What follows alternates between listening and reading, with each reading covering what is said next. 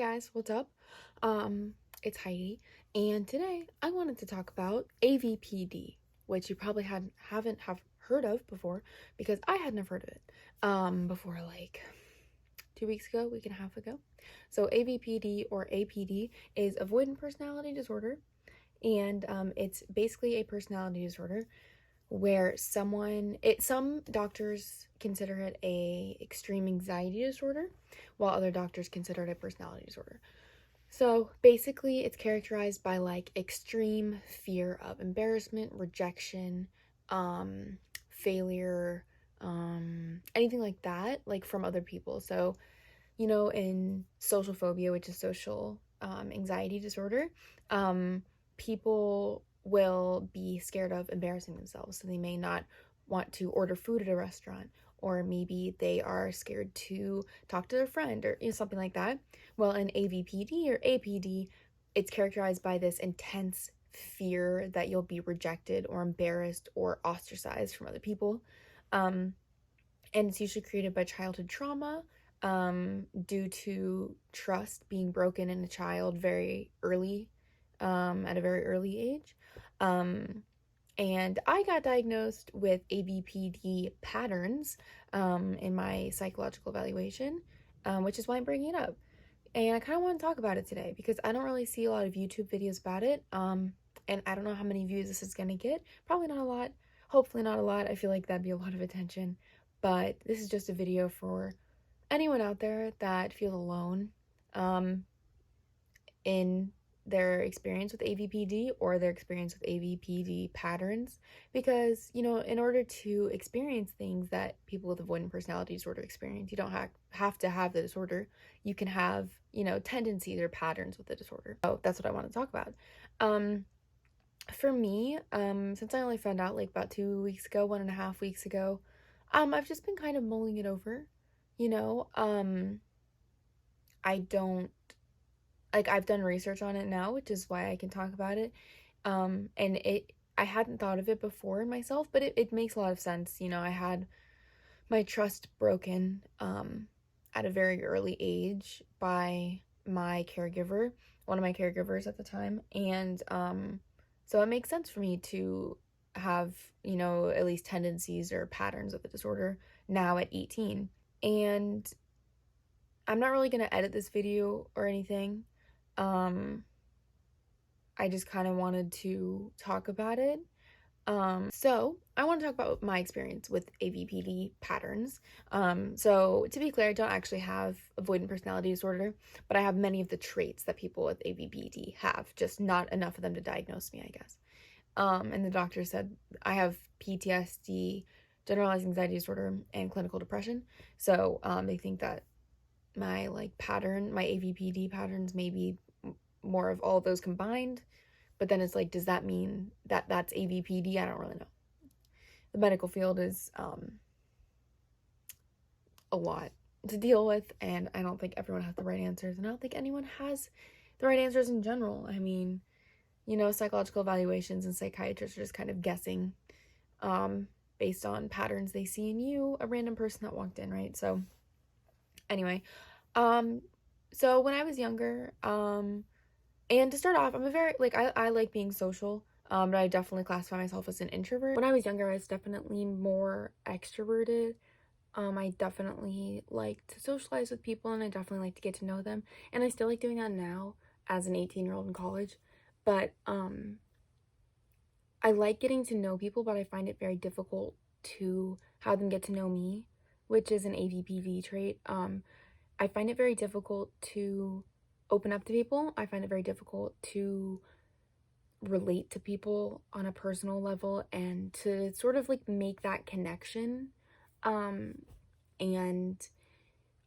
I I remember kind of being that way as a kid, but I definitely feel a lot more that way now that I'm an adult, and I think that definitely comes from like trust issues that I have.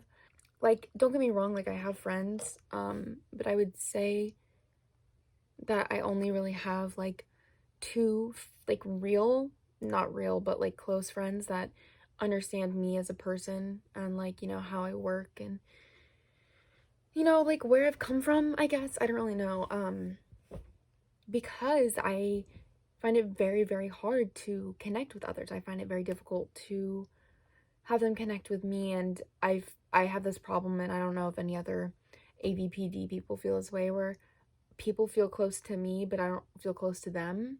Like, I don't know if it's because I can, like, project really well, and I know that I'm really good at, like, masking my symptoms and stuff, but I find it really difficult sometimes because people will think that I feel the same closeness to them that they feel to me, and it's not like a because I don't like them problem, it's just like I can't connect with them and I don't know why. Um and I don't know if other people feel this way, but I connect a lot more with like animals, and I'm actually looking at getting an ESA, like an emotional support animal, in college right now and just in life in general, a cat, hopefully. But I'm looking to get an emotional support animal because I just relate and just feel so much more comfortable around animals than I do with people. Um, and that I know has always been that way. Like that part of my personality has always been that way ever since I was a kid. I just feel a lot more connected and able to sort of like talk with them. Like, and I know that doesn't really make sense, but like being able to talk to them about my feelings, talk to them about my problems, like figure it out. And I know it's essentially like just talking to a brick wall. But if any other people feel that way, let me know, please.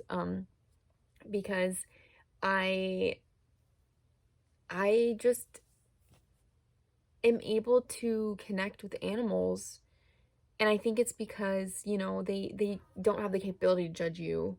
Maybe cats do, but in general, like, they don't have the capability to judge you. They don't have the capability to reject you.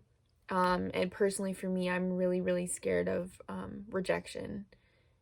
I'm really scared that if I talk to people about my feelings, just any feelings, good or bad, um, and that was something that I talked about in my psychological evaluation. They were like, you don't like talking to people about your feelings. And I was like, no, I don't. And they were like, just the bad ones or just the good ones? Or like, what do you talk to people about? And I'm like, neither. Like, I don't, it's, feelings are so personal to me that I don't want to talk about them with anyone.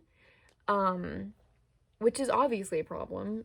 And, I've been in therapy for, going on 4 years, at this point, and it's definitely, I've been able to work on it and whatever. Um, but I definitely still feel like I am not able to talk to people about stuff. I'm sorry. I live in a residence hall, so that's my sweet mate making noise. Um, it's like 1 a.m. or something like that. Sorry. Um, but I'm just not able to talk to people about my feelings. But I hope that other people can relate to what I'm saying, and I I don't know. I hope that this video at least reaches one person with AVPD and you're able to feel less alone. In the alone disorder, AVPD, avoidant personality disorder, right? Like you avoid stuff, avoid people for a reason.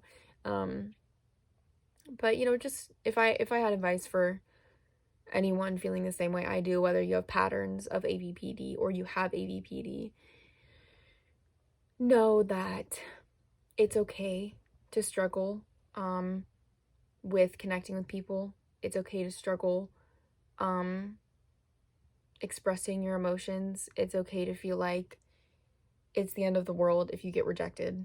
Um I certainly feel that way. I certainly feel like if I open up to people, or if they know a lot about me, or if I, talk to them about my problems, anyone, doesn't matter who, they're gonna reject me, and then it's the end of the world. Um and if you feel that way too, it's okay. And hopefully, we can get better with that and try our best, you know. So, yeah. That's all that I'm going to say for right now. Maybe I'll upload other videos. Maybe this will get some views. Hopefully not a lot because that would be overwhelming, I think. But I hope you have a good night and feel free to comment. I hope you are able to have a good night, have a good day, have a good morning, and have a good life. Bye.